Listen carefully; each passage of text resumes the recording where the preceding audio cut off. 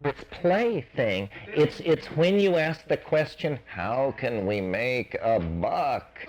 Then you're in trouble. No, curing Merciliade, and you almost never hear this in the whole neo-shamanic shtick. Nobody ever cures anybody. I mean, 19,000 hours of continuous drumming. Nobody was cured of anything. Shamans are doctors. And whatever intellectual pleasure and wisdom and gnosis they derive from their privileged position in society, that's just a perk. Yeah, but they don't cure anybody. They're very selective about who they cure. Shamans? Well, in my experience, they impart real social cohesion and mental health and well-being in these small groups. Yes. Because they provide a model. They are super people. They're not curing illness. No, they provide an exemplar. It's a whole different... Right. They do create an environment, and that environment cures. That's right. Yeah. Well, the shaman, I thought I read somewhere, maybe I read it in Michael Harner, that we have different either degrees or types of shamans, and you do have the curanderos or curandera, but you also have, I guess, the warrior, and I'm not quite sure what other categories, but there's more than one category, I thought. Now, can you elucidate on that? Well, when it comes to talking in anthropological terms about shamanism, I just follow Merciliade. I think, he wrote Shamanism, the Archaic Techniques of Ecstasy, those categories, except for his squeamishness about hallucinogens. Right. I agree with him 100% and use his categories, and he really stresses the curative function. The myth-making function, yes, but the curative function is up front. Well, why don't we knock off for this morning? We're going to begin this afternoon at 4, and that's the tough session because of baths and meals. So Kathleen will lead us in chi propagating contortions. Is that right? You will you? Yeah, when we start, so we can... You want to do it when we start, or wait till everybody gets a little sleepy and take a break? Or both. Yes. Sure. Let's go for both, because it's really hard. I hate the afternoon session. It's just that the evening session is worse. They feed you too well here, that's it.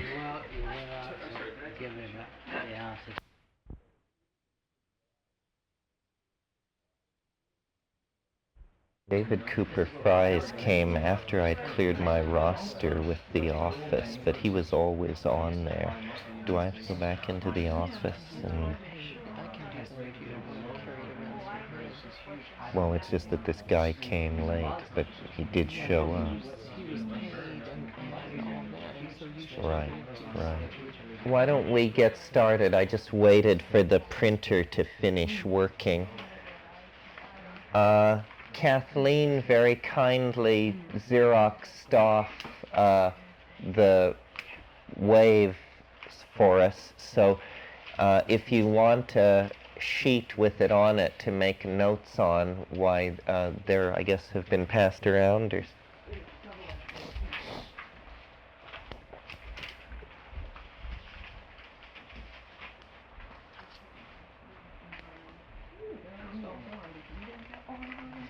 Anybody else want that one? TIMEWAVE? Yeah. I have one, thanks.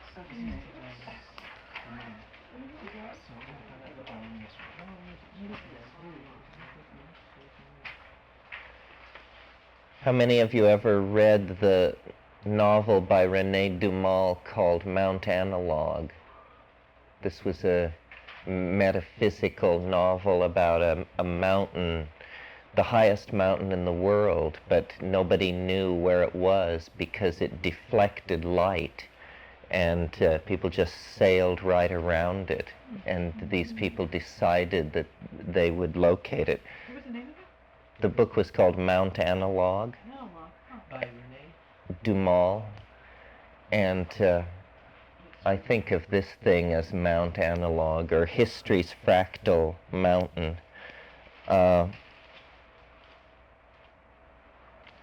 mostly I thought this afternoon there seems to be a fair amount of lively debate about all this, so we would try to just coordinate it and bring it into a forum type situation. Before I do that, I would say just a little bit about the notion of fractals generally, because this word has been tossed about here much, and it's important to understand it. Fractals are self-similar curves. That means they're objects made of tiny versions of themselves. That's all it really means. And they can be quite simple mathematical objects, such as a circle. The curve of a circle is curved in the same way, no matter how large or small a portion of it you look at. It has this fractal quality. But most fractals are very complex. A common example of a fractal in nature is a fern or a feather. You must have noticed how a fern is made up of little fern-like structures, which are made up of still smaller fern-like structures coming off a vein.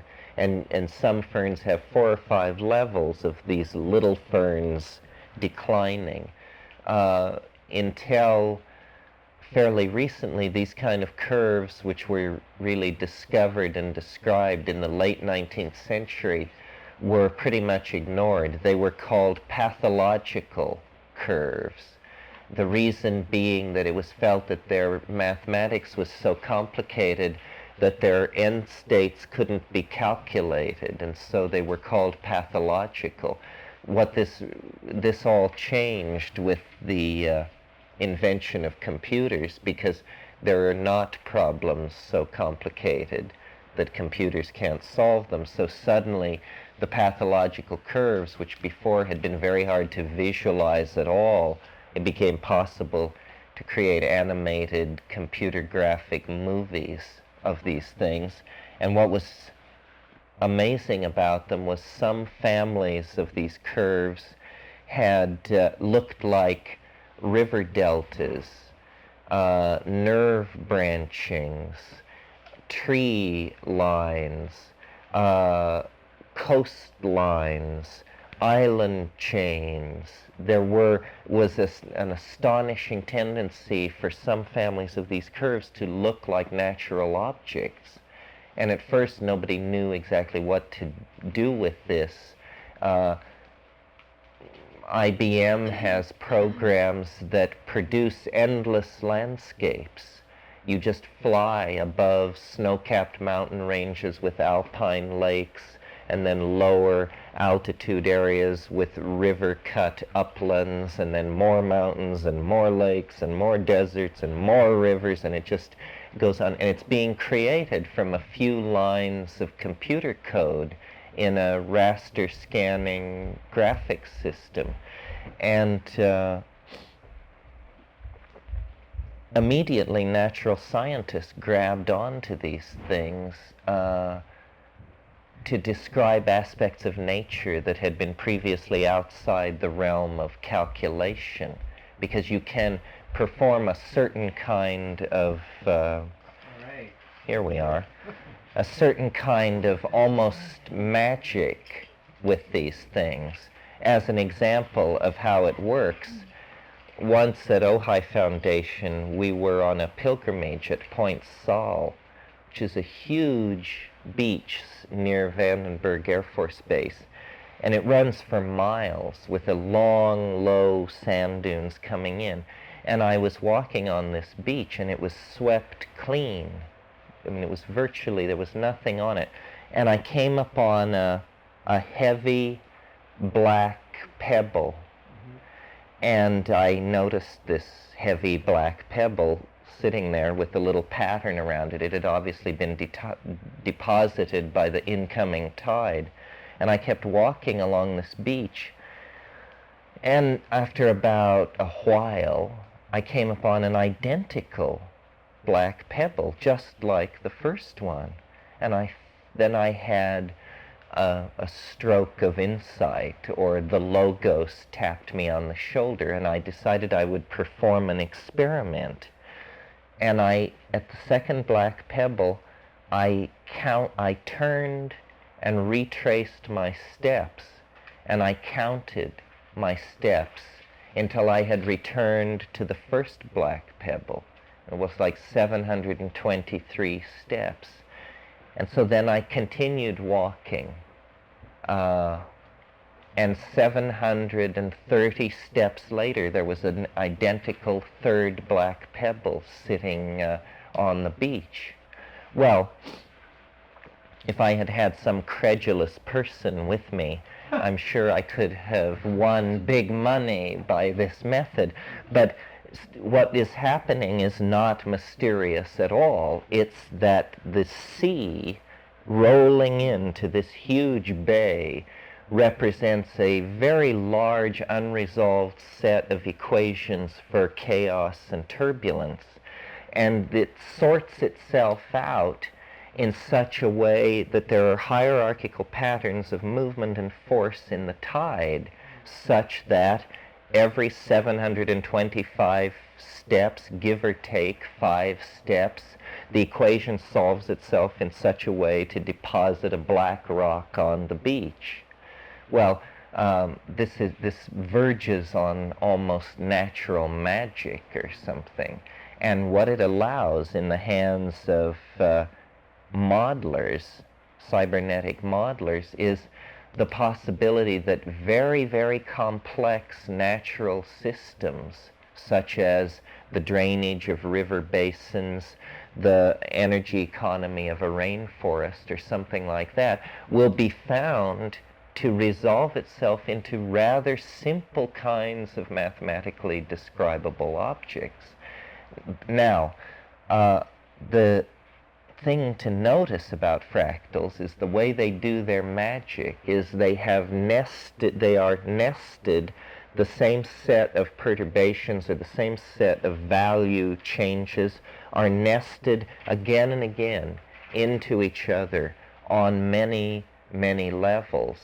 And so that what is implied if we say that there's a fractal description of the rainforest, and there's a fractal description of river systems, and there's a fractal description of the coastline of the continents, what that implies is that there therefore must be a fractal in which all of those fractals are somehow subsets, and that the planet itself is some kind of fractal object.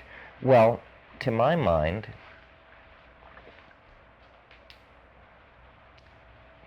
I mean, that's all now agreed on by these guys like Mandelbrot and Peitkin and the people who are working with all of this. But to my mind, the next step in that is to extend the notion of fractalness to time. And so one of the things that I want you to notice about TIMEWAVE 0 is perhaps whether it is quote-unquote true or not, the way in which it uses fractals to describe phase transitions in a temporal medium implies to me that this method has great promise, whether the values that I've plugged into it are true or not. I think I said at the beginning of this, this funny perception that every day is somehow like every other, which is different from the every day is made of 4 other days bit. But every day is rather like every other, and every week is rather like every other week, and every year and every century and every million years is rather like the one that came before. Generally, that's the rule.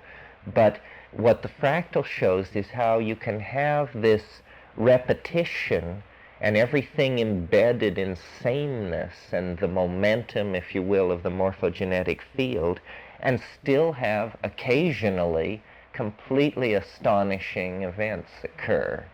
That's the thing.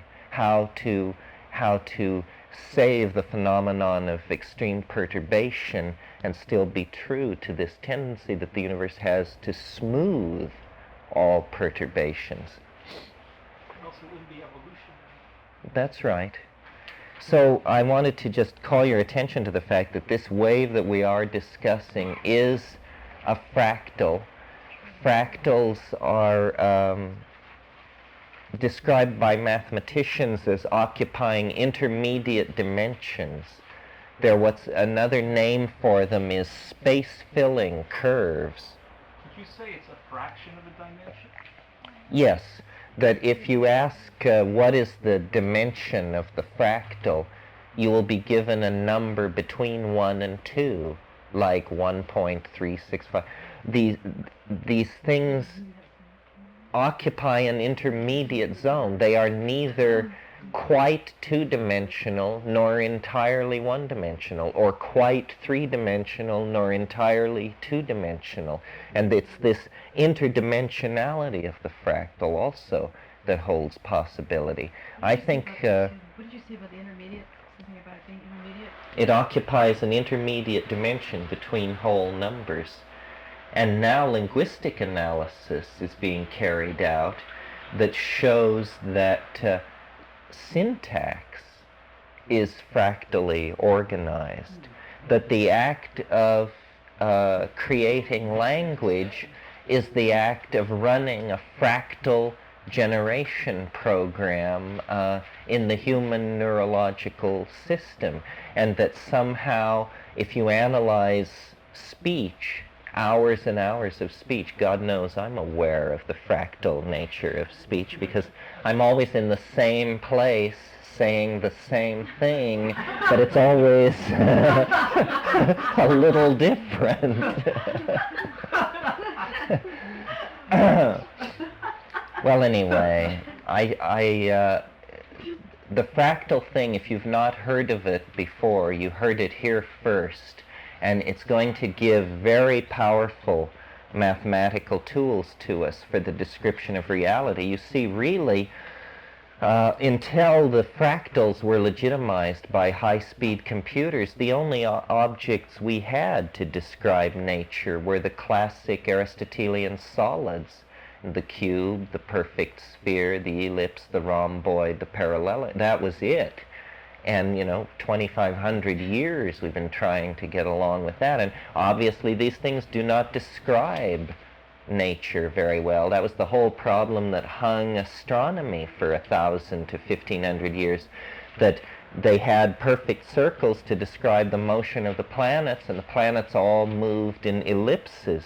So then to get their perfect circles to work, they had to invent the Ptolemaic epicycle, which was this excruciatingly inelegant way of causing an ellipse to appear to be a system of perfect circles. Yeah. About these fractals and all of this, a little shaky ground, but they're non-linear. They're non-linear. And is it true that they're aperiodic? So that the predictability as you go through phase transitions is just about... They don't have to be aperiodic. They can be, but they need not be. There are different kinds of fractals. I mean, there are some are aperiodic and some are highly unpredictable. This one is a kind of strange combination. I mean, it's a kind of a hyperfractal, because really the little subsets are the fractals here, and then they're put together in a hierarchical way that is slightly different from the hierarchy inside the fractal itself. Do you think the Tibetan yantras would fall into this category? And the idea being that there are very simple geometric patterns, and that if you meditate on these, you can draw those into your life. Yeah, I think so, to some degree. They aren't fractal on the surface. I'll tell you, if you want to see an example of a great mind anticipating a mathematical breakthrough, you all know The Wave by Hokusai, right? The great Japanese printmaker. Well, next time you see it, look at the place where the wave is coming over the top and beginning to break apart, because what you have this one wave coming up, and then it divides into two, and then they divide each into two, and each into two, and there's this wonderful fractal drip on the lip of the wave that, is the product of keen observation. Also, Leonardo da Vinci, believe it or not, did a series of drawings of turbulence. Can you imagine drawing turbulence? He would drop ink in glasses of water and then draw it, and he drew it with such an attention to detail that the fractal nature of turbulence of that sort is visible in the drawings. And of course there was no name for it or anything. This guy had such an eye. Would you say that every fractal is itself an attractor, and that's what links it with temporal resonance? The fact that, it has its own resonance and thus attracts those type of vibrations. Well, this sounds like a Sheldrakean take of some sort, but yes, it is a vector. It sets up a phase space. It sets up an affinity. They're singularities. Usually in the center of an attractor space like that, there will be some kind of singularity. But you don't want to multiply your singularities, or you discover that your theory allows so many singularities that your theory is useless. Stephen Hawking did this, At first they granted grudgingly that there was a singularity at the center of a black hole. And then when they calculated how many black holes there must be in the universe, they realized that there was something like 10 high 12 singularities, and that's a bit too many singularities to call what you're doing science. Science seeks to eliminate singularities and keep them to a bare minimum. So now we go back in science to one singularity at the beginning of the universe, although there still is this problem of calculating certain limits inside the black hole.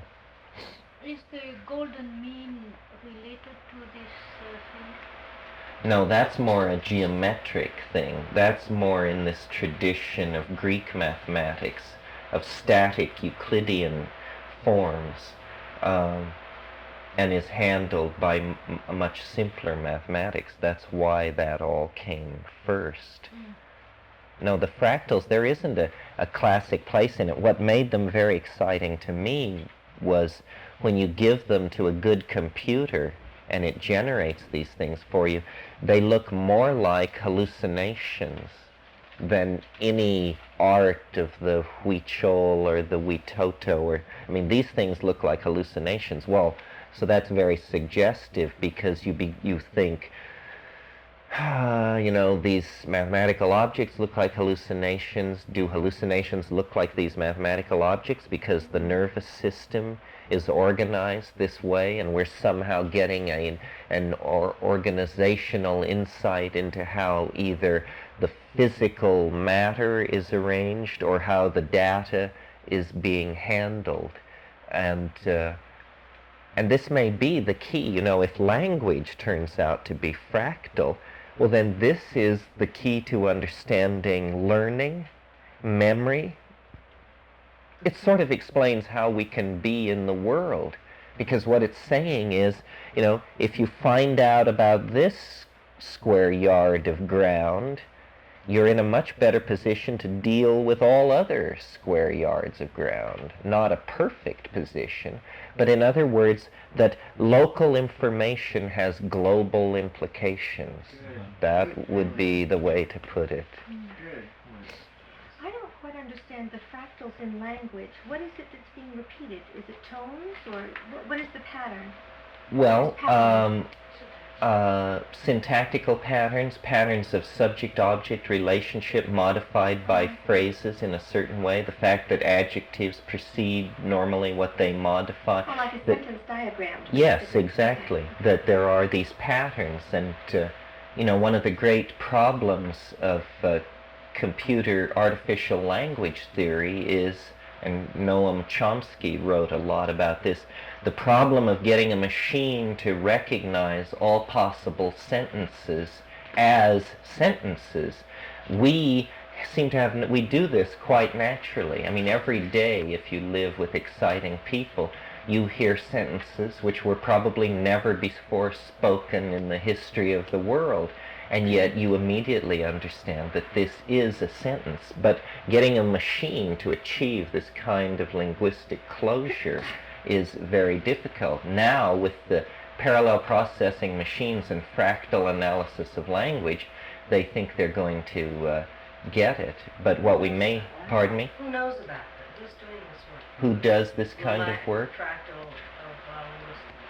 of Well, the language laboratory at MIT is doing a lot of it. A fair bit of it is classified because it revolves around the government funds what are called machine translation projects, and that's doing the spade work for artificial language projects. They want to have voice-controlled fighter aircraft and stuff like this, and they begin with very simple vocabularies, but the idea is to build out, and this kind of effort will not be successful unless we really know what language is, because we're trying to get down on the nitty-gritty of it. The fractal thing is it's very interesting. I mean, it has implications sociologically for our own psychological self-imaging, for planning, and yet once grasped, it's a very simple notion. And I believe that, it's reinforced by the natural world, that everywhere we look, there are cycles, energy cycles, astrophysical cycles, the spinning planet. But we have for a long time seen these things as cycles, but we've never seen them as repetitive modules of large fractal systems, which is what they really are. It isn't that the Earth always goes around the sun the same way, it's that it more or less goes around the sun the same way. And nested systems of fractals, the I Ching uses this wonderful phrase, prepotent systems of relationship, and says you must not come into conflict with prepotent systems of relationship. This means do not walk into closed doors. If the door is closed, please open it before passing through, otherwise you get a bump on the head. And knowing that the universe has this fractal structure makes it possible to navigate through it, even if you don't buy into this particular version of it. Fractal metaphors, fractal ways of thinking about things are going to make life much easier to live in the future. I think it was Janis Joplin, or some people say Andy Warhol, and that proves the point before I even tell the anecdote. Anyway, one or the other of them said, in the future, everybody will be famous for 15 minutes. Well, this is a perfect exemplification of a fractal sociological point of view. I mean, whichever said it, they were quite a master. Yeah. Actually, looking at it as a fractal, you can see the continuation of similar patterns, but always changing, because the nature of the fractal is it's always moving and expanding, being forced by the fractal that it is a part of, and also by the fractal that it is creating. That's right. So although it's the same, it's always changing. That's right. Because it's in the middle of two other things that are always the same and changing. These computer graphic movies of fractals, it shows you what looks like a mountain range running down to one side of the screen, and the camera focuses in on this point on the side of the screen, and mountain range flows out of it for as long as you care to look at it, hours, days, weeks, it doesn't care, just keeps blowing up this point, and you see more and more landscape. This notion of local information having global implications is a cardinal principle of shamanism. You see, the idea, and it's exemplified in Boehm and Prebrahm and all this talk about holography and all this, it's that locally is the information that you need to have to understand distant situations. It is all there, and it achieves this through a basic organizational principle, the holographic, the hologrammatic, the fractal enfolding of information, so that no matter how small a piece of the puzzle you have, if you meditate deeply enough, the entire pattern can be extracted out of it. And I think this is what wisdom must be in life. It's the ability to be handed a situation. You know, your daughter's running off with a Hell's Angel, or your bank account is overdrawn, and knowing how to solve it by fitting it into the totality of things. I mean, usually the first step is to relax. And I maintain, that these kind of theories promote and give permission to abandon anxiety. That they say it's all right. It isn't riding on the egos of civilized people. It isn't up to us to control and understand. We are part of a system, but the system is in governance of the situation. It is not running out of control. It is not escaped its traces and is in a somehow malfunctioning state. It's just that it is a process of winding things up in order to condense them down, in order to push them into another dimensional domain where everything is connected to everything else, and therefore everything is at equilibrium and completion. Om Shanti Om. You got it in a nutshell. There it is in a nutshell. Kathleen, would you lead us in prayer? The afternoon thing is so stultifying that we're going to keep our blood moving. It's going to mean disrupting the room somewhat. That's all right. We'll be working in tiny little sips of a very broad form called continuum.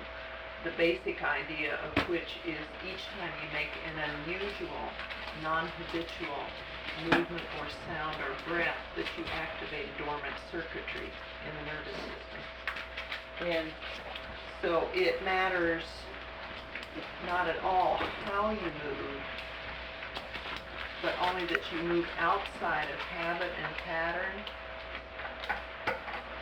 and that you are involved with the sensation that you create through that. In that way, thereby hooking up the neurological circuit between flesh and brain. So the first one that we'll do, I call moonwalk, and it's simply taking usual movements and slowing them down considerably so that you are involved in the textures of sensation and getting the feeling of having just arrived on the moon, and that your relationship to gravity has been changed. And it's more than just slow, it's really feeling yourself being supported by the molecules of air around you. Okay? So we'll need to move the cushions back to give some room.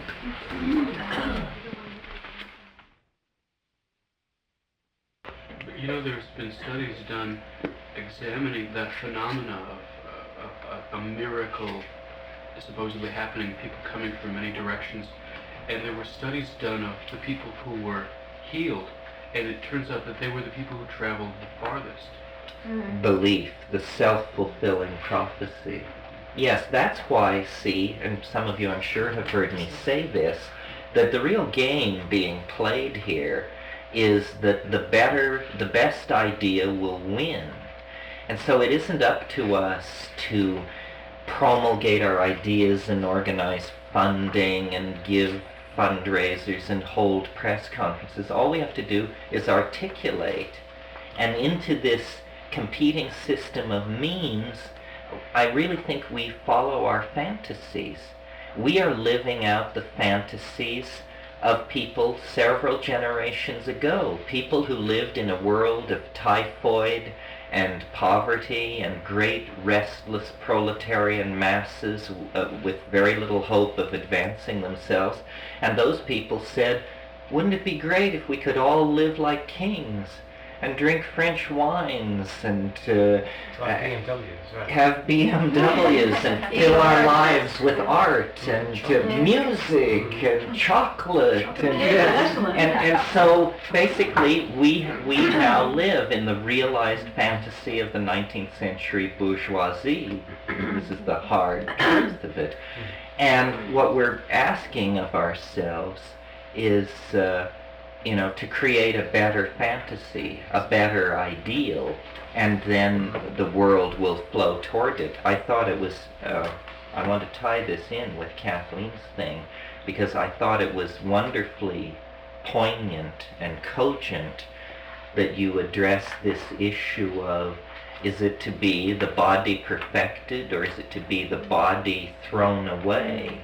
And how try as we may to be universal and Catholic in our opinions, it seems like you're going to have to come down one side or the other on that issue. Do we stay in the body and try to solve the problems in 3D? The momentum of toxification of the planet, the cleared rainforests, the extinguished species, the trashed land, or is it for us to pass on into space colonies or the bowels of the crystal structure of the Earth or a nearby hyperspatial fairyland? The issue being, it's a pretty fundamental one. It's how you think human nature relates to the animal body we inherit from the evolutionary process. Is it monstrous and mechanized and megalomanic to wish to transcend the body and sail off in a philosopher's stone kind of hyperdimensional vehicle to our secret destiny? Thoroughly Gnostic. Is that Thoroughly immoral.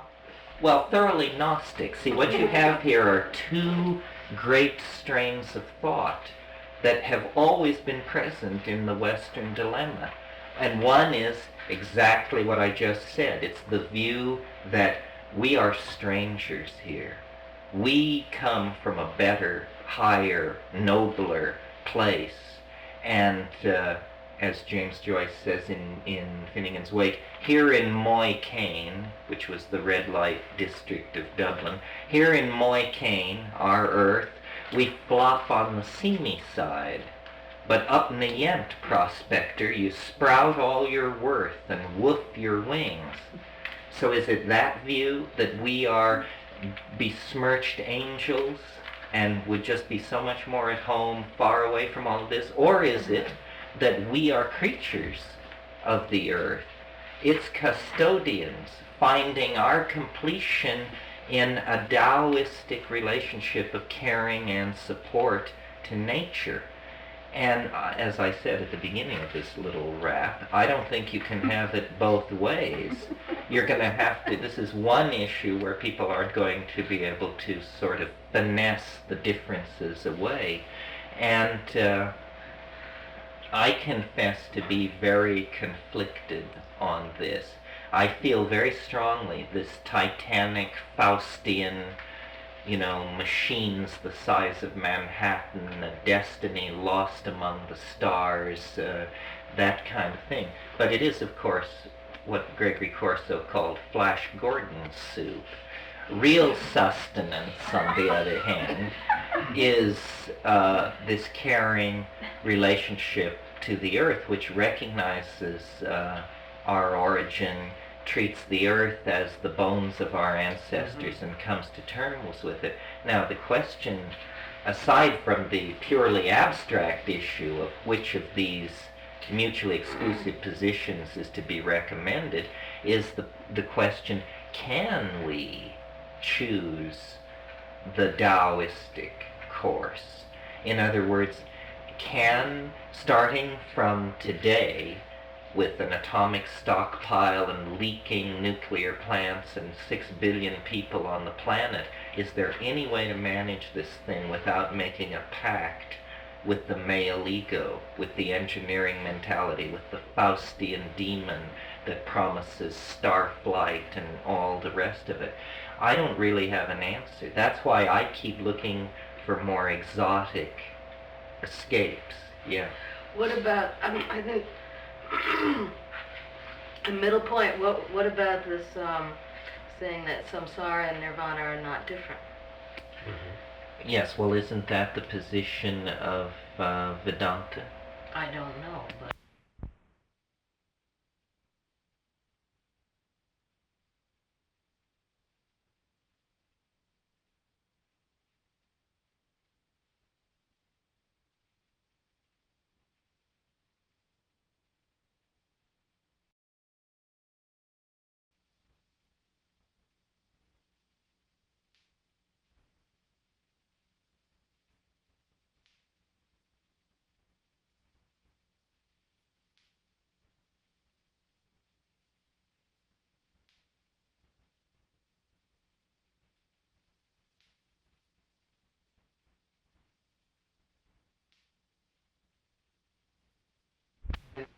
Through it. In other words, this is the starship. That The Yes. Earth is the starship. So, in other Sailing words, away, right? that there can be no break, that we have to somehow play with, there's not going to be a new deal. We must play the hand dealt. No, it's in terms of is the perception of the world. Uh-huh. It's said that can shift. Well, yes, the question is how So you don't have to go out. to motivate it. Is crisis enough? Is all that we're waiting for because, in spite of the fact that we give lip service to the idea of crisis, when was the last time any one of you murdered a rat in an alley in order to get dinner? Well, people did that all over Europe in the 40s after the collapse of Nazi Germany, and that wasn't the end of the world. That was just a little European political contretemps. So we're extremely spoiled. I really think what we need is for the screws to be tightened Some shock. a little bit, and then, people, I think it is coming. I just hope it's coming fast enough. The trick, you see, is to make the omelet without breaking the egg. And the longer we hesitate, the more difficult it's going to be. Somehow we have to undergo a total transformation at every level. And I don't mean the patrons of Esalen Institute. I mean the patrons of Ma's Hash House in Cleveland. They have to undergo this total. You forgot about them? That's why yesterday I asked about this. Is those people, sitting there watching TV, drinking beer, are we talking about those people too? Well, a Buddhist would say yes. We cannot enter into enlightenment until we carry the last sentient being with us. But my God, what a tall order! Right. So that's my point. That's why I was getting at is that how is this going to be handled? Just what we're talking about right now. This is we're trying to discuss the plan for handling. You mean what comes at the end? No, with the other audience besides the Esalen patrons. What other audience, is Well, out there? I think, we have that a culture can evolve no faster than it can evolve its language. Because if you don't have words to talk about what you're pointing at, then it's a private experience. So what the forced evolution of language, not the force, that sounds a little heavy-handed. The planned transformation of language is what is necessary. Repairing syntax. Yes, repairing syntax. We have, to the present time, been willing to allow language to just evolve willy-nilly. And an example of the opposite case, for instance, is the attempt to eliminate sexism from our language and the humor that it provokes. The idea that someone would use a tremendously ungainly word like chairperson, or a silly notion like herstory. You know, his story, her story, this kind of thing. And yet the motivation, I think, is very good. People are saying you cannot change your political understanding until you consciously do something about your language. The Germans could not have gassed the Jews if they had not had a vocabulary which allowed them to see Jews as subhuman. And that was the phrase, subhuman. What's the word, Peter? Huh? Subhuman in German. Untermensch. Untermensch, the under people, and they, the subman. Well, my God, once you have government newspapers with this kind of thing being bandied about, well, then you just say, they're not people, they're the under people. Language gives permission for all kinds of atrocities and the potential for transformation. Now, as always in the political game, our side gets there second. We march up to take control of the machinery of language creation, and we discover that Joseph Goebbels got there first, and Madison Avenue, and so forth and so on. We are children in the arts of propaganda. They are extremely expert. Nevertheless, it's transformation of language that we have to do. One of the things I've suggested and met with great puzzlement even by the inner faithful is this thing where I try to promote the idea that we could change our view of the world into a more humane direction if we would reform our calendar, if we would abandon the solar calendar, and that we're not playing on a level field when we use the calendar and the time point of view of the dominator culture. We need a lunar calendar that has a precession against the solar year so that the holidays slip and move, so that the notion of flow and flux is primary rather than the notion of static, eternal forms. Our metaphors, in the broadest sense, meaning everybody from me to radix and through the new, our metaphors will never get a fully reasonable hearing within a context of solar paternal language. The deck is stacked. Yeah. Before we took our break, you started to talk about why you thought we will end up with artificial language.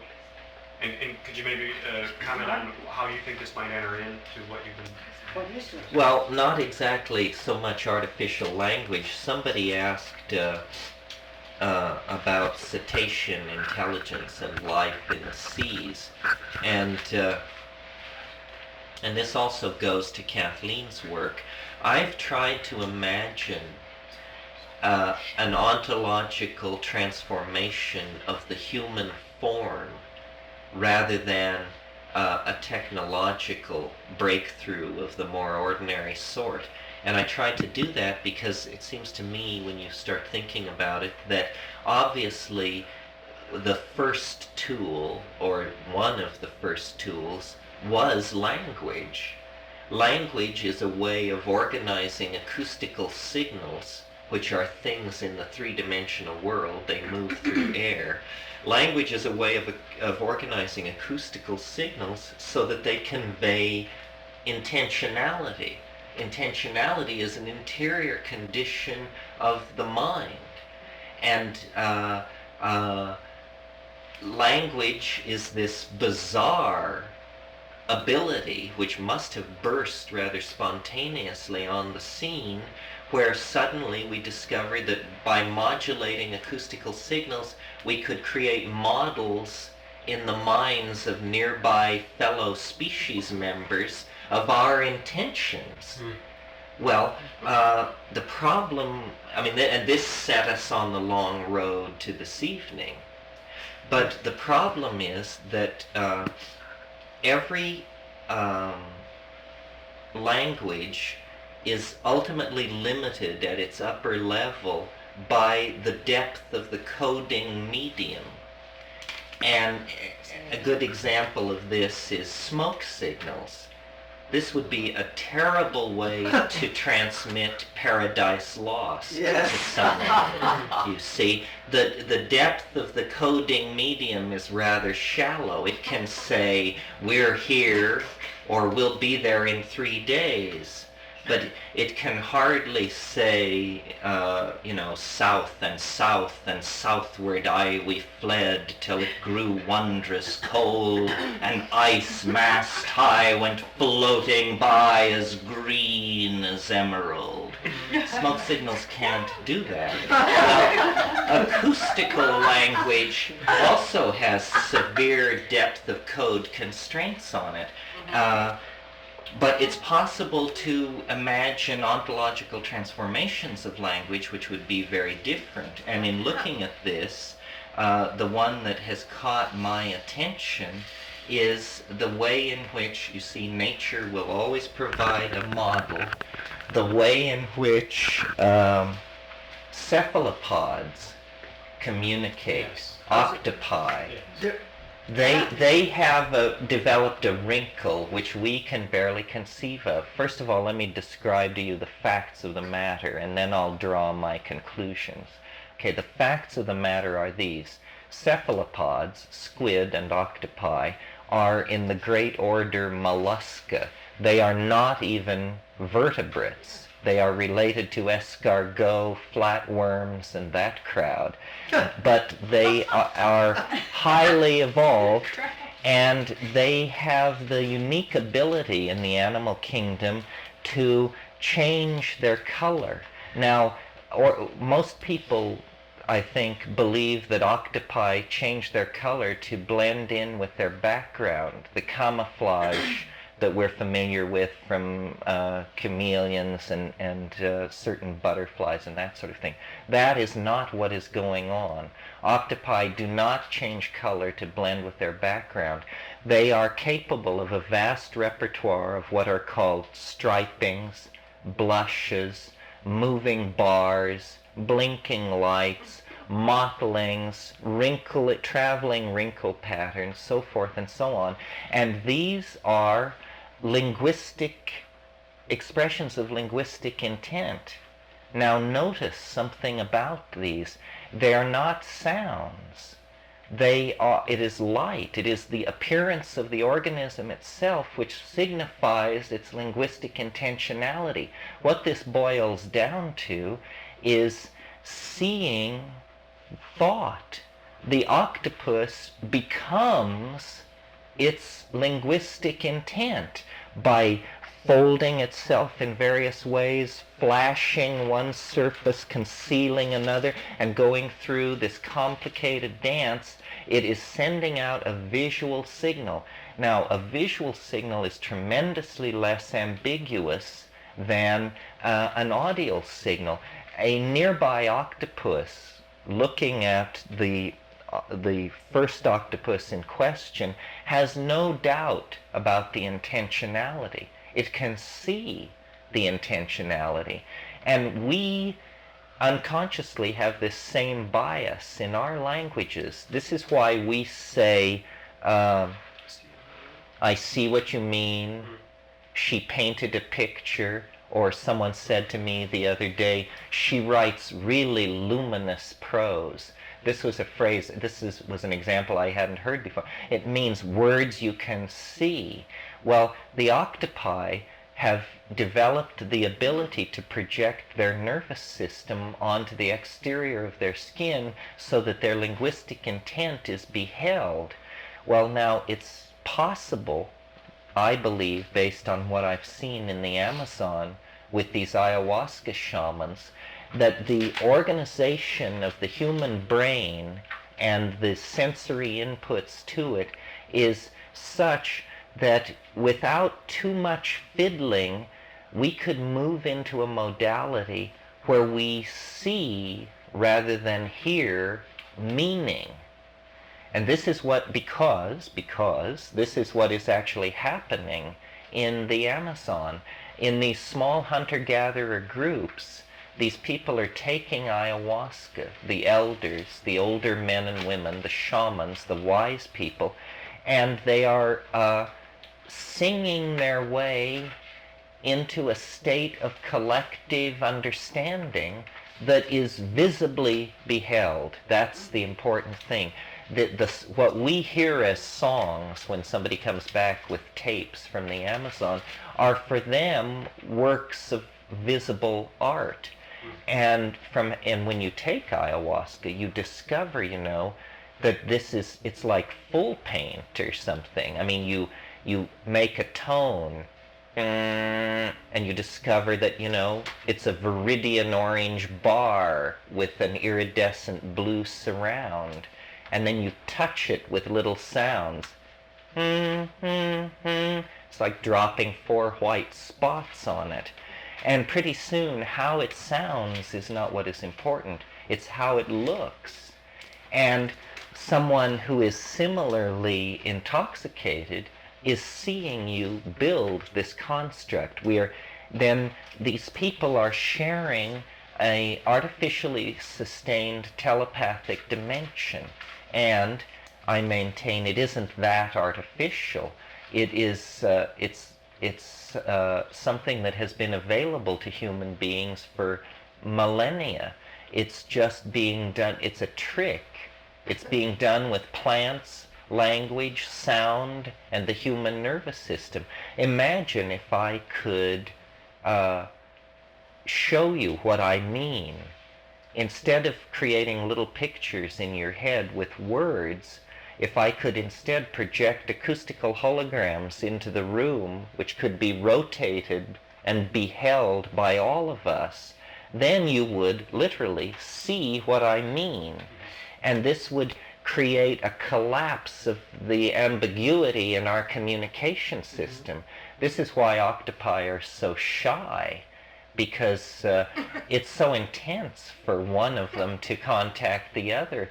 When you put 2 of them together, it's hard for each one to tell who it is. This is why when they want privacy, they squirt out a cloud of ink, and then they disappear inside it. Only when they are invisible are they alone.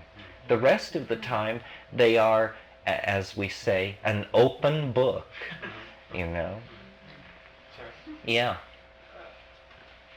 You mentioned that several times, and I've been working with that idea, and it struck me that the mollusca was left behind as an evolutionary attempt. It was left behind, and evolution continued into other attempts, other tribes, and so forth.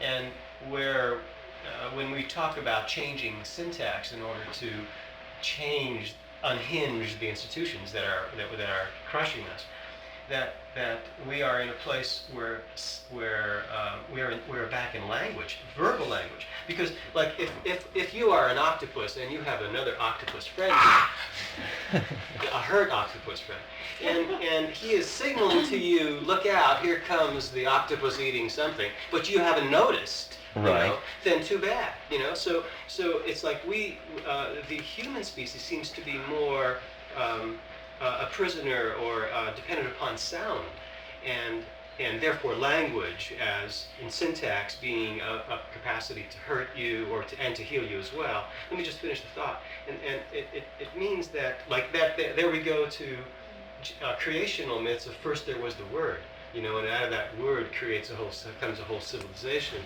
and then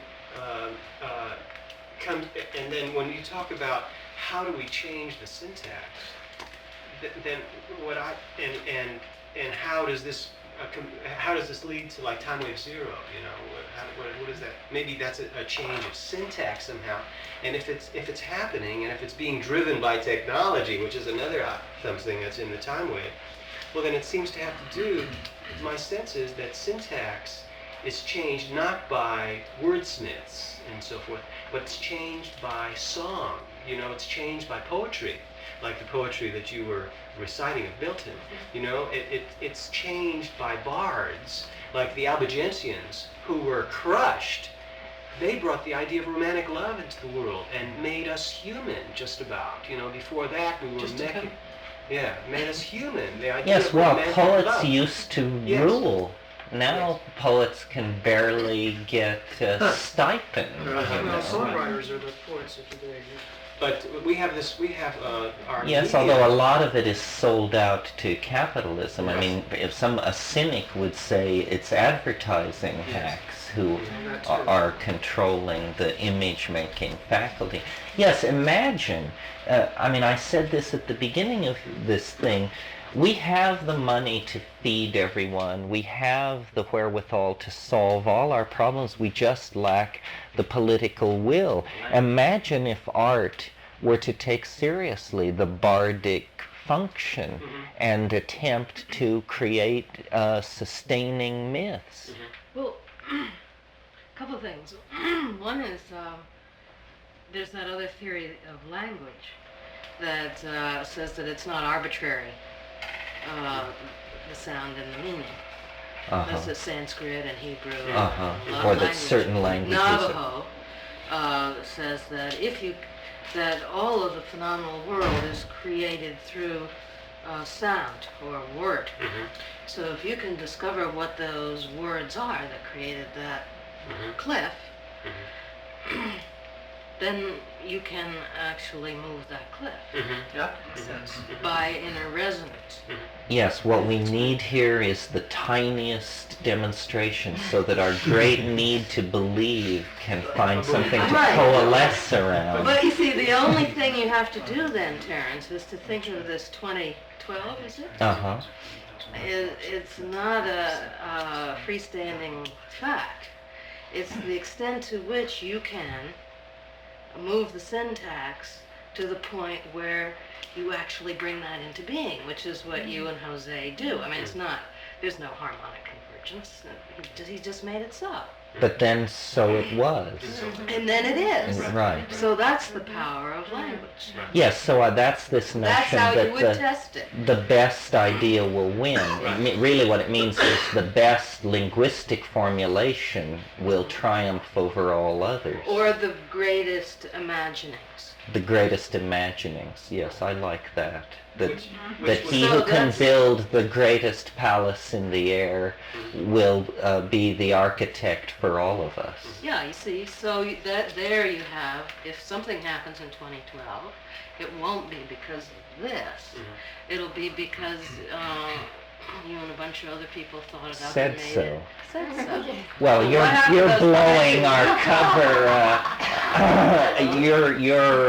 cover. You're too smart.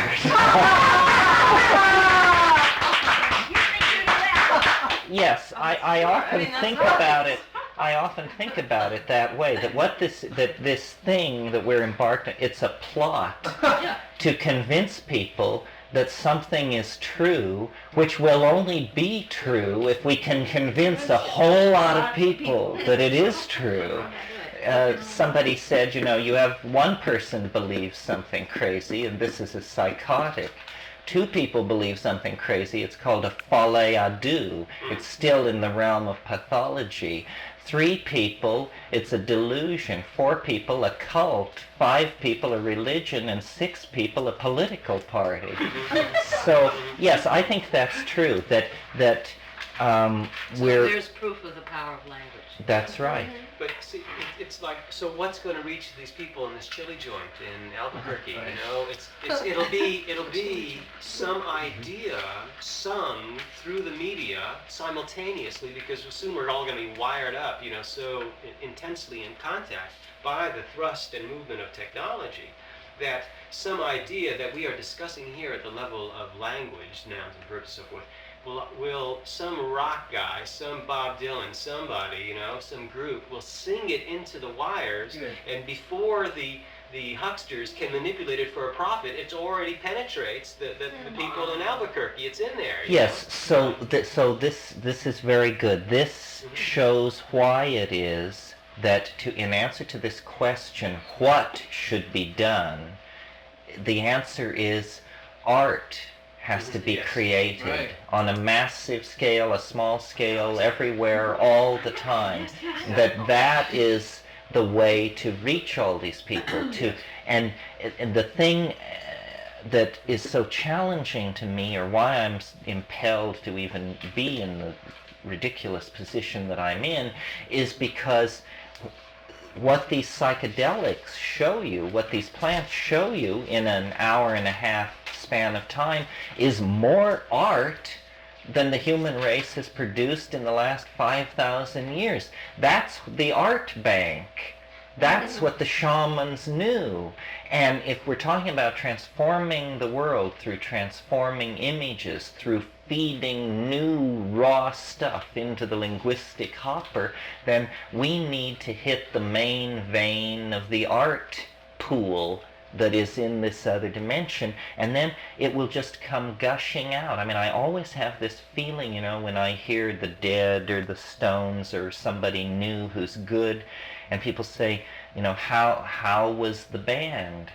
And no matter how good the band is, I always think it could be so much better, And when I go to art shows, no matter how good it is, it could be so much better.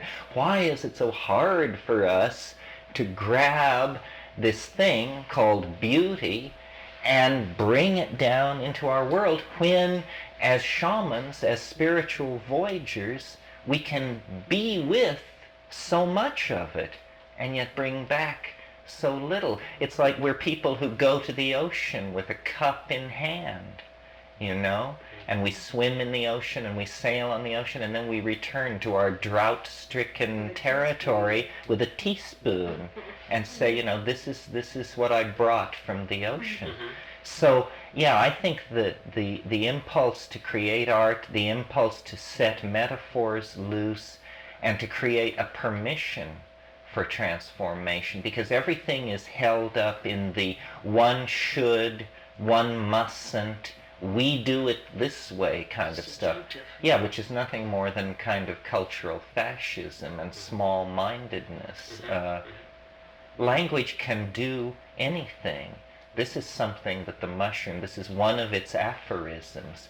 Language can do anything. And then so I say to the mushroom, then let it save us.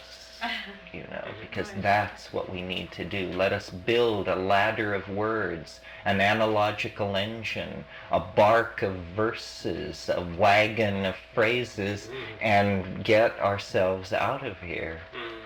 It's that sort of thing.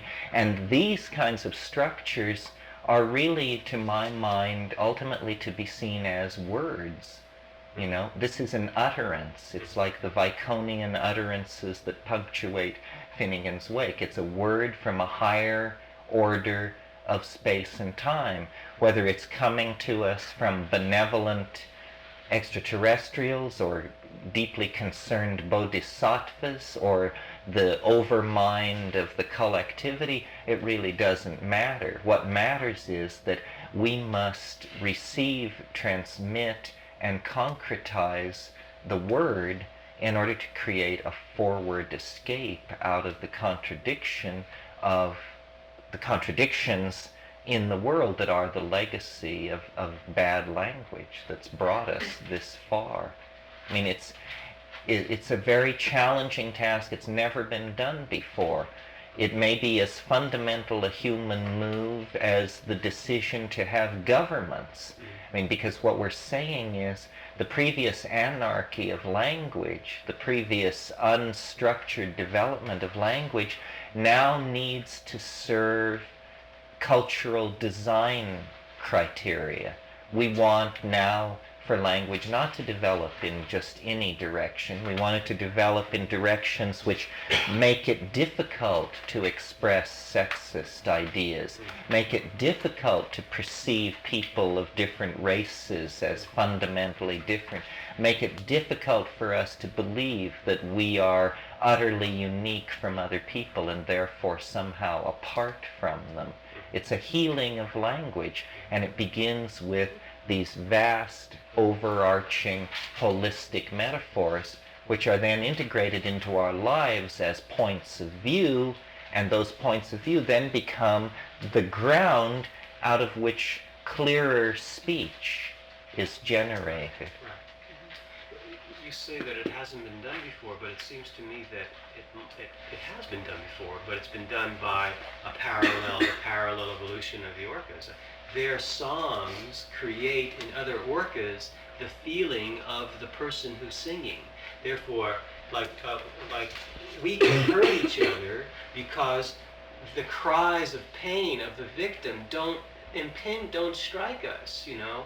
Only the cries of our own children, maybe they might strike us a little bit. Not much, because we beat the hell out of our children and are cold to that, you know. But an orca can't, because when they inflict pain in another, the cry of that creates the pain in the tormentor. That's you right. know? That's right. Say again? That's compassion. That's compassion, exactly. That's right. And that's what every enlightened person is Well, and they feel compassion compassion. means that communication has taken place. Becomes song. Right. It becomes song, right. Okay, well, I'm going to have to end this. I have an appointment, and it's after 6. Again, thank you very much. These things sustain themselves because you sustain it. Believe it. I think you have achieved in some level the transformation of language, because it feels like just listening to you speaking, it's almost like taking in some distillation of the mushroom itself. No, my dear, it's a teaspoon that I brought you from the ocean.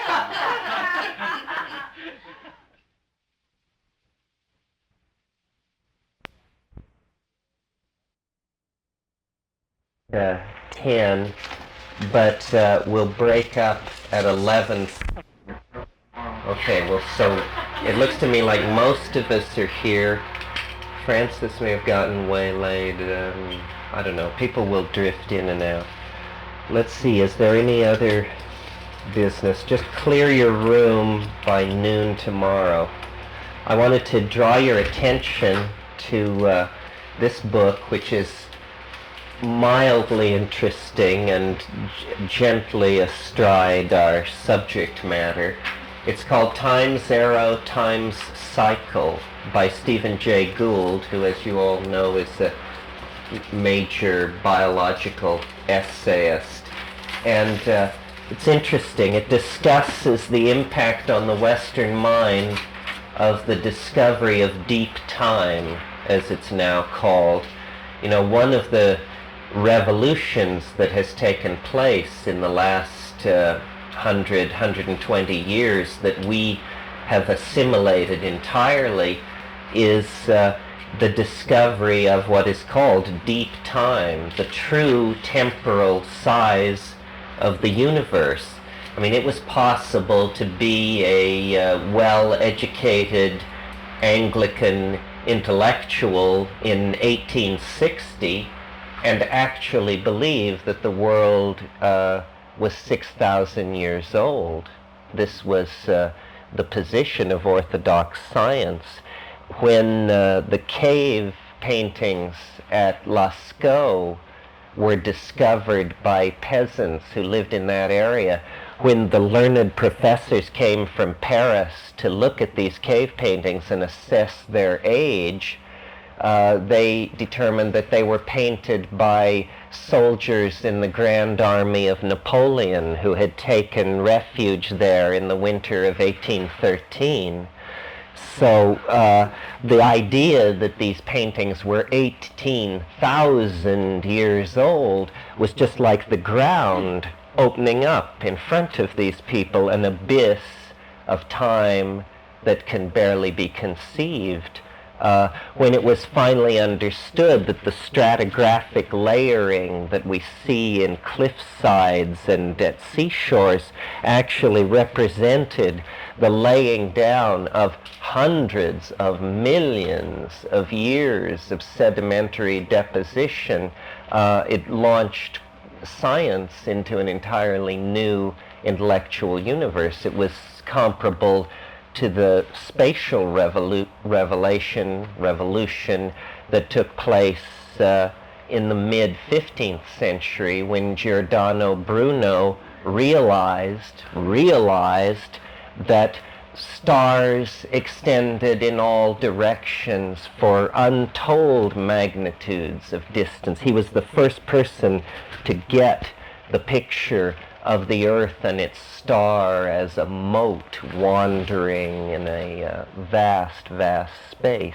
Well, this was done for our conception of time in the 19th century, and then I think it was our notion of time was extended into the microphysical realm by quantum physics, where its calculations made necessary discussions of time on the order of 6.55 times 10 to the minus 23 seconds, erg seconds, which is, a time so minuscule that to call it brief is to grossly underserve it, I would think.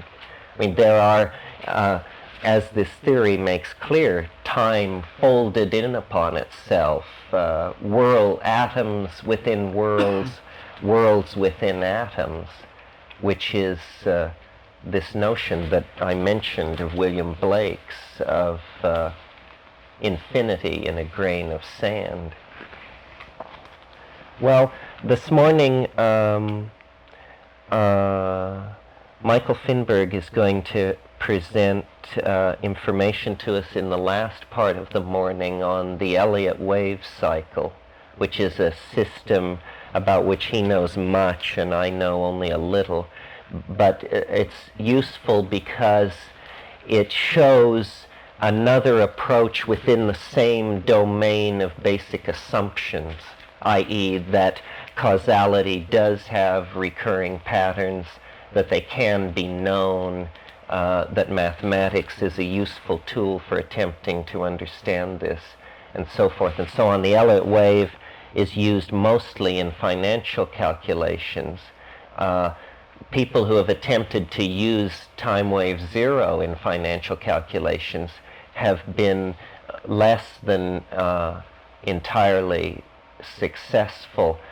One of the interesting things about time wave zero that is only a feeling of mine, it's not quantified, but is that it seems to work best when describing technological progress and to some degree social history. The further away you move from the human realm, the less well it seems to function. So when you get to something like earthquake prediction, which has very little to do with human beings, it's not had an impressive track record. Now, where financial prediction stands in that spectrum, I'm not sure. I mean, it is certainly the index of social energy on some level. I would try using Elliott with soybeans. No good for soybeans. The weather is just too unpredictable. One of the things I thought I would talk more about this morning that we've made reference to but not gotten into so much is the role that resonance plays in this idea that I'm putting out to you. Without the idea of resonance, this theory of the influx of novelty into time would be basically colorless. It would be an on-off, yes-no kind of metaphysic, where you would have a choice between two qualities, tending toward novel and tending away from novel. And that would be how you would describe every situation. But because it is a fractal, because it's a system of nested waves, any point in it has a mathematical relationship of topological congruence to other points elsewhere in the wave. And there are these points elsewhere can be defined mathematically several different ways. And I think the logic of this is fairly obvious. You can say that point X in the last segment of the wave surely has a resonance with point X in the next to the last segment of the wave, and to point X, in fact, in every segment of the wave. Point X occurs within this data field on one level as 1/6 of the value system. In that case, it has 5 other points of resonance within the frame. It also has 2 points of resonance within the trigrammatic level. Now, I'm not sure if all this is clear, and I'm not sure that it even need to be. The point to take out of that is that because of the hierarchical structure of the hexagram, because of the way the data field relates to itself, there are points distant from the point under examination which have a relationship to it that is not clearly causal, but that is calculatable and predictable. It's a resonance relationship. Well, what it comes down to then in practical terms is this quality that every moment has of being somehow put together out of the qualities of other moments and other modalities. So someone said to me, having spent a lot of time running their personal stuff on this, everyone born in the 20th century has the same life wave. Well, more or less. I mean, everyone born in the 20th century lives in the same century. I mean, this is an amazing congruency that we all happen to be sharing. And, you know, you could call it the tenor of the times, or the embedded surround of the naturally given situation. Probably the major fact, or at least one of the very major facts about the personality of each one of us, is that we live in the 20th century. In other words, collectively we give each other permission to be ways that collectively we would not have given each other permission to be in the past, so that our time becomes at one level the defining boundary condition of our psyche. We know how to behave. If we were to suddenly find ourselves in another century, our behavior might be more appropriate even than our language. Would be very interesting. It's not an experiment likely to be done. So in our individual time waves, what I was wondering, several is, I'm trying to get this answer, is we all are on the same curve, right? In this room, we're all on the same curve? Generally speaking. Well, then we all follow it, like say at 21, we're all at the same place on the same curve? No. That's what I don't understand. No. Okay, let me explain how I imagine that it must work, and I sort of follow quantum dynamics to make a model of this. It's that we each have a wave. Think of yourself as a particle. This is how we perceive ourselves, as a material object, though an unusual one, made of meat and metabolizing and perceiving and remembering, but an object nevertheless. Well, let's, do the standard move in all New Age discussions of consciousness and invoke quantum physics. Well, then that means that every object also has a wave train or a probability signature, which is also descriptive of it. So the particle is confined in time and moves along a predictable vector, which is its trajectory.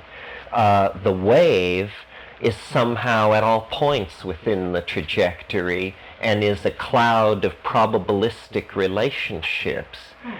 So if we each are also a wave, and that wave is the wave that we each are, and the beginning of that wave is the birth of each of us, and its extension, it extends beyond the life of each of us, well then what the collective wave is simply the mass averaging of the individual waves, in the same way that what macrophysical reality is the mass averaging of the quantum mechanical interactions.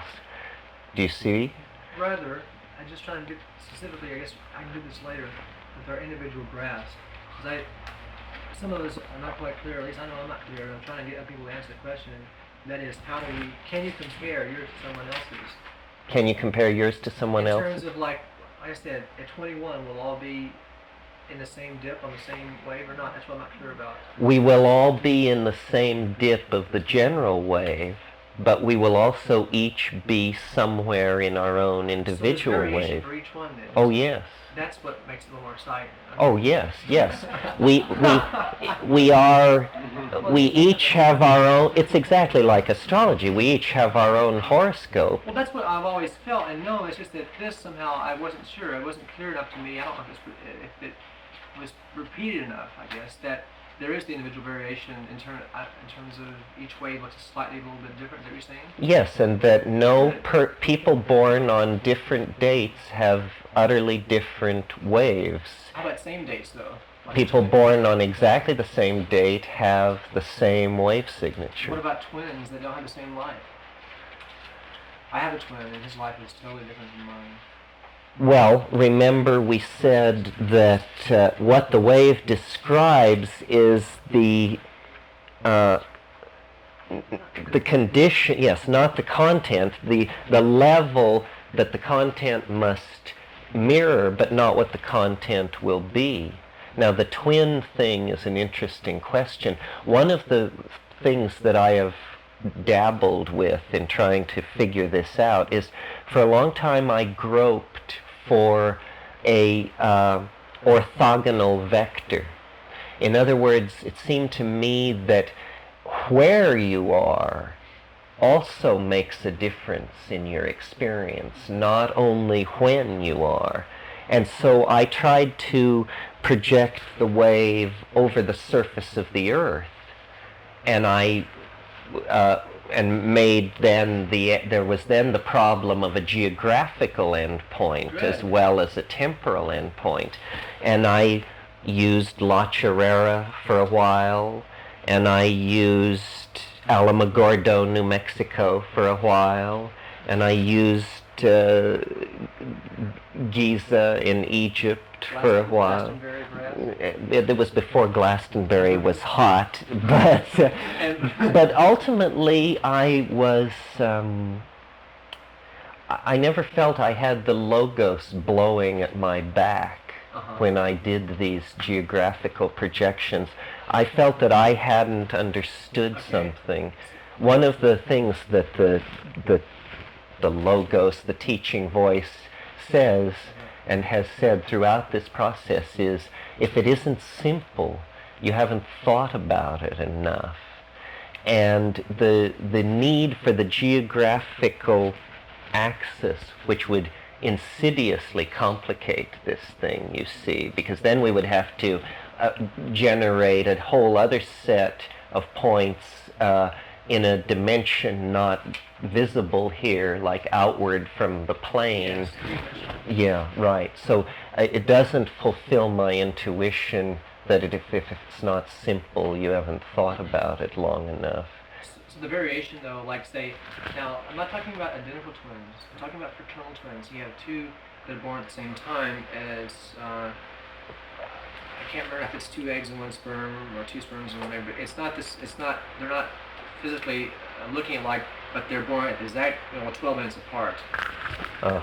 And so they're basically in the same wave, aren't they? But their lives differ because there's no choices. But like, is it like? That's the confusing part. Is how does that little drama work out where that one takes the high road and one takes the low road, and they look so really strange? Well, you could. We could fudge it in exactly the same way that astrology answers this question. They were born 12 minutes apart. Well, my dear fellow, on the 6-minute scale, that's 2 cycles apart. One could be Hannibal, the other Betty Crocker. Okay. But I feel the force of the argument. It's that specific, you're saying. Okay, well. Yes, one of the things that I've always insisted upon with this theory, because it provides it, is absolute prediction. I mean, we don't say that something far out is going to happen in the first decade after the next century. We say that at dawn on the 22nd of December 2012 at meridian, it's because it seeks.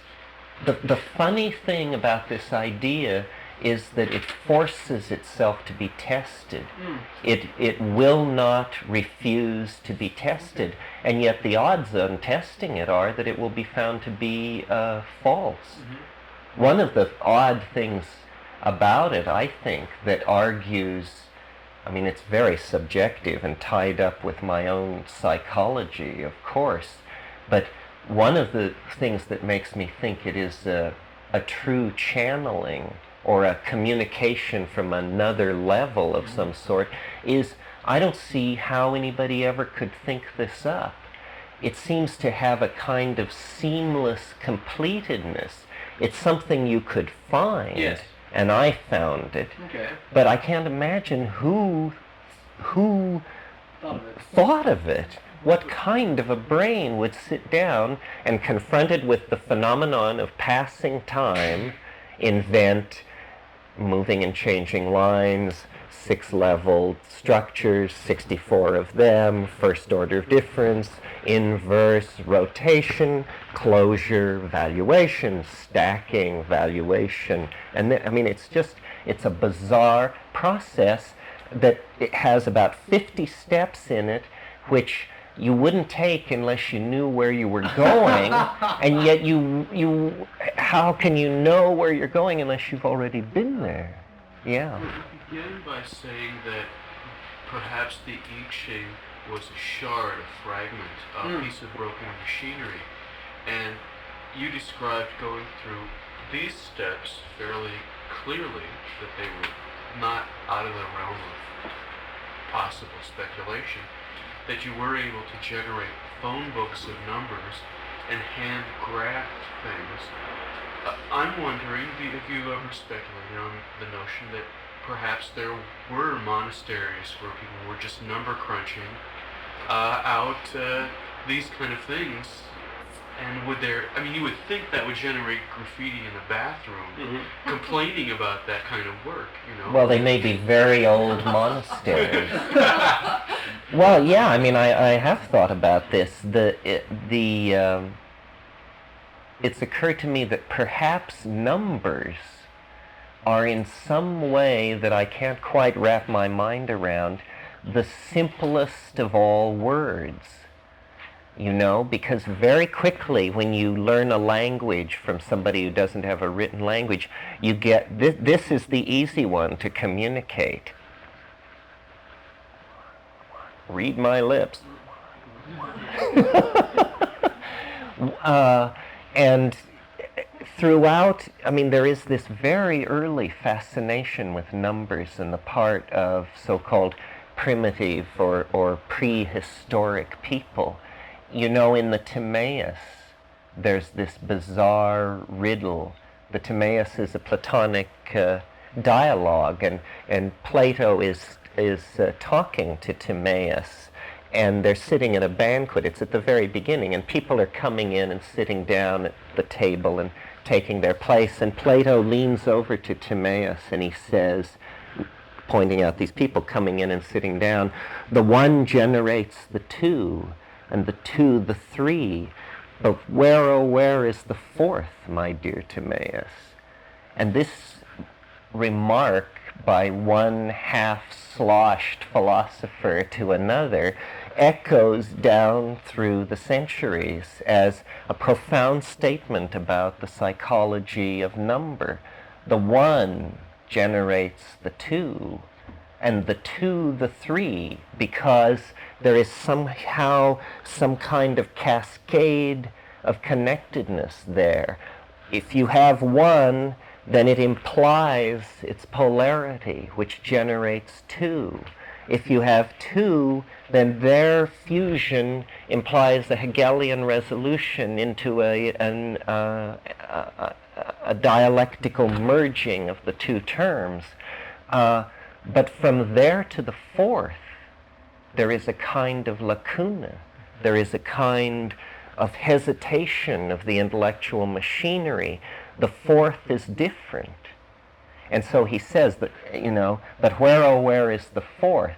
And Jung talks about this and says that the fourth is the one, says that what this is it's not only a numerical riddle, it's a riddle about the function and nature of consciousness, that the three functions are one proceeds out of the other, but the fourth, the phonic, the shadow, the one that is unassimilated, the one to which we have a blind eye, somehow exists across a gulf for us. And he says the fourth is the one, and then ties it back in. And of course, Pythagoras, that's all a numerical system, and a system of musical, of ideas of octaves and resonance.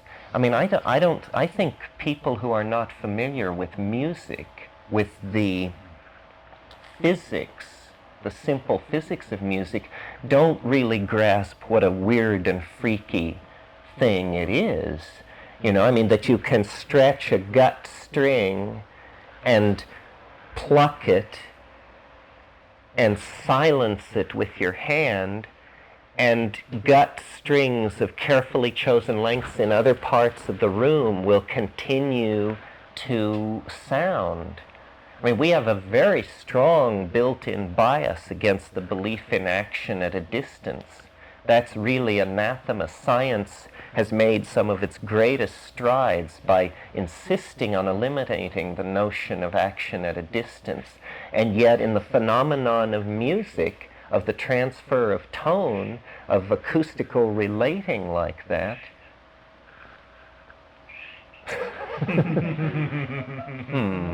How appropriate. The shaman speaks. I heard a bird song out my window yesterday morning that was so bizarre that I assume one of you has a bird call of the twist squeak type. Is this true? No. It was too peculiar. Something else that occurred to me this morning was I did this Tai Chi for about only maybe 30 minutes, not that long at the pool, or looking at the ocean, and we were to focus on the horizon and see as far as we could see, and we're following these fields that have been set up by these Taoist monks, I would think, over thousands of years. I'm not sure how Tai Chi is, but we had to work with certain patterns and the energy flow. At the same time, the gulls, I could hear the gulls. At a certain point, I could hear the gull going straight to my axis, down into the earth, like a big crack was just right there. It was an amazing sonic sort of we were working on these lines, he wasn't talking about it, but I was working on it. I could feel it, and all of a sudden the gull passed by, and just like that, as a flash, grabbing these webs of something there, energy flow, light. Far out. Yeah. Yes, in the Amazon, when you open up to it, especially at night, the level of communication, the fact that you can recognize that what is going on is communication, because usually you tend to blot it out, because being in the Amazon is like being an ant inside a TV set. There's so much buzzing and crackling and flow, and it's coming from, insects are releasing pheromones, bird calls, monkey screams, plant scents. It's pure communication. And the frogs, it's like in Santa Rosa that time when I was camping in Russian River for that conference, and you come by it, some nights they're all going dee, dee, dee, dee. But then one night I came there and it was amazing. It must have been thousands of them. Do, do, do, do. I thought, God, this is going for how long? I woke up at 6:30. It's still going all night. Is that what you've heard in the Amazon too? This continual symphony of just steady pulsing rhythms. And the insects, there will be waves of sound. I don't even know if this has been documented. I don't think I've ever read a description of it, but I've seen it or heard it several times in the Amazon. On hot days, when the sun is really beating down, the forest will get very, very quiet. And then you will hear this wave. It's triggered by the cicadas. This wave of traveling sound coming from miles away, it seems like. And when it gets to you, it's just like clamorous squeaking and shrieking, and then it moves through. Well, these are like these novelty waves, probability waves. One of the things I've noticed that I don't believe is a hallucination, and maybe other people can confirm it, is when you take psychedelics near, we'll say, a fire or something, everything will go way, way down and become very, very, very quiet. And then after an hour or more, when you finally decide to move, everything will move at once. And the fire will flare, and you will move, and the wind will begin to blow, and it's like everything breaks out of this stasis altogether. Does that happen every time? No, but it can, I think. I remember once in the Amazon, this was a non-drug experience that practically made a believer out of me. In the Amazon, in this tiny village, and I got up in the middle of the night to take a leak. Canned milk does this terrible thing to you. But,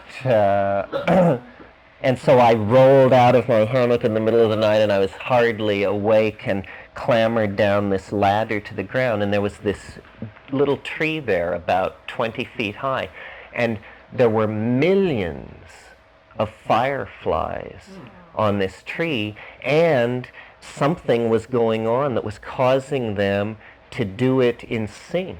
So this was rippling up, and it took me at least a full minute to not believe that proof at last.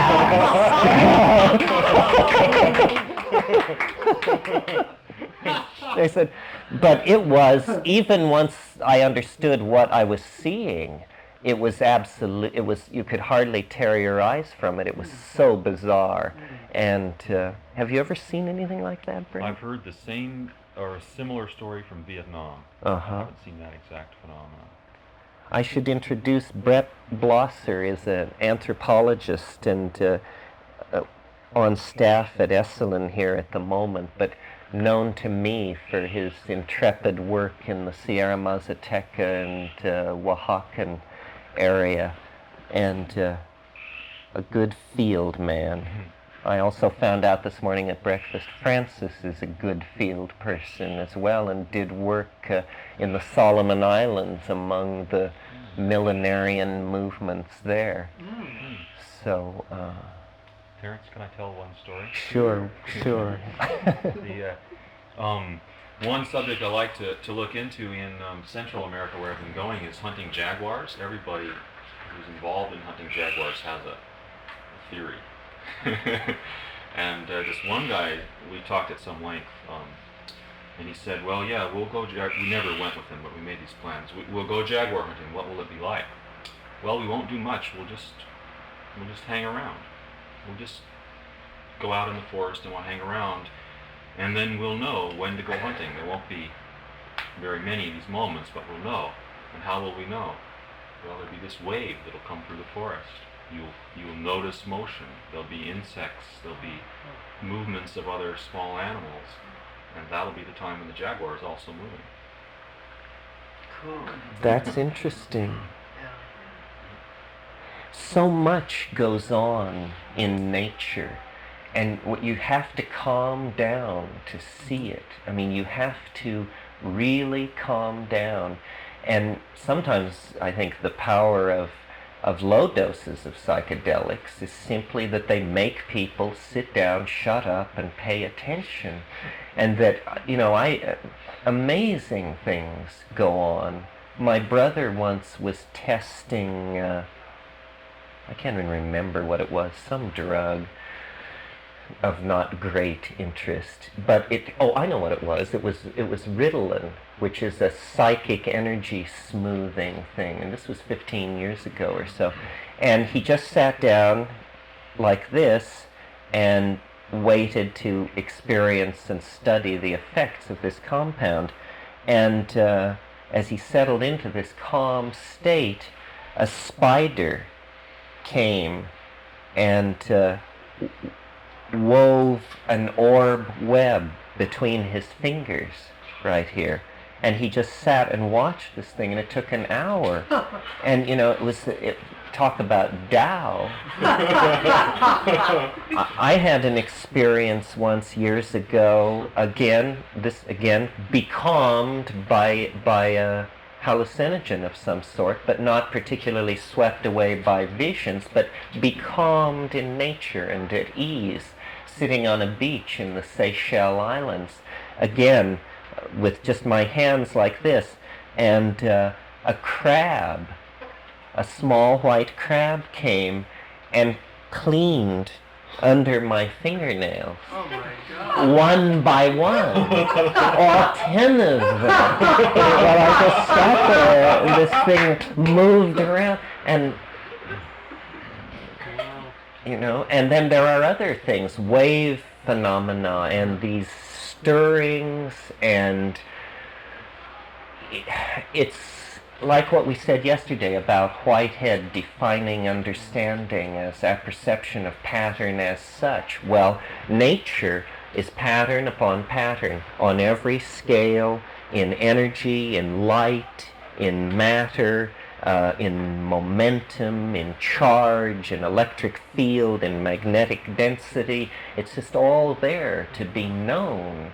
And when you feel out into it, I think these kinds of general principles are what emerge for you. Wasn't that what Bateson was all about? Yes, it was. It was what a lot of people have been all about, I think. It's just restating it for each generation and somehow empowering it. Nature works with such an incredible economy and with such an incredible elegance. I mean, there is no wasted energy. This is what Tao means, It means an appropriate response to every situation, an appropriate tool for every job, an appropriate linguistic response to every situation. So, I'm spending time on this morning because what I want to do with this is come back to the point of view that you distill out of using these ideas. To be lost in the wave is a fine game, which I certainly play myself. But sometimes people say, well, what do you do when you see a big steep rise coming and you're going to go into a period of habituation or something like that? Well, my answer is I don't believe it. I mean, after all, this is just my idea, and I know what a bizarre person I am, so how much weight should I give it? It's a heuristic device. It's something you learn from. But what is important are these conclusions, this way of understanding Tao, a vocabulary for thinking about change in time, which doesn't then enslave us to the anxieties of the ego or something like that. Not that we become politically impotent, but rather, in fact, that we become politically empowered by virtue of a permission to hope. One way of thinking about this kind of an idea is it's what I call a forward escape. This is, to my mind, the only kind of escape possible. We are not going to roll things back to the early 17th century and the zero growth options and that sort of thing. Those ideas can only be entertained in a social vacuum that is completely unaware of the 2 billion people on the Eurasian continent that are restlessly struggling to seize a bourgeois lifestyle. I mean, you can forget about backing up and voluntary simplicity and all that, because that's essentially a kind of elitist point of view. And the space option, there are real difficulties that we don't seem to be surmounting unless there's going to be some kind of unpredicted technological breakthrough, which is certainly a possibility. But a technological breakthrough that could lift 5 billion people off the surface of the planet, or even a fraction of that, even the replacement number is something like 765,000 per day. So that's quite a space migration program. Recently, we couldn't even put a lawn chair into orbit. Have you ever considered that these new people, this 700,000 people a day, is the escape option? That they are that option? That's the Earth putting in non-concretized young people that it can talk to, because the older people are so concretized and obsolete? Well, I guess I'm more pessimistic than that, because I really think that the black hats have perfected social engineering to a frightening degree, and that where things like elections are concerned, they always are rigged. Yes. In a very subtle way. One of the most alarming things about this past election was the number of people below age 35 who are apparently the unquestioning consumers of the beige fascist line. There is something weird about the baby boom bulge. We don't understand why these people are so impossible to assimilate, but we have an amazing resistance to bullshit in all forms, and it's it drives them nuts in the basement of the CIA. Let's see, there are countries, I think like one of the most trashed continents probably is Africa, because it's a history of colonialism. And there are countries in Africa where, I mean, the bulge of the population is in their middle teens. It's do you see this as some possible? I see it as a potential escape option. Well, I don't quite understand how it's an escape option. I think what it's doing is it's raising the pressure globally. I mean, it's saying that's why the cheerful projections 50, 100, 200 years into the future, these people are dreaming something totally radical is going to happen, or we're just all going to end up scavenging in the ruins of burned out cities and dodging epidemic diseases. The demographics of Africa are changing almost hour to hour because of AIDS. I mean, there the apocalypse is well advanced, and it's not transmitted homosexually. There are as many heterosexual, and it is one of the great condemnations of Western civilization that we are not only unable to respond to this kind of thing, but we basically sweep it under the rug. Just on that point. In this sense that when we were talking about proliferation of technology and the proliferation of ideas through that technology that somehow get through it even before the black hats can cut it off sometimes. It's like, let's say, there was this like the change in Haiti. Haiti was just going from one homicidal oligarchy to another, but it recently, there was a little bit of light came because basically 20-year-old sergeants said, no more.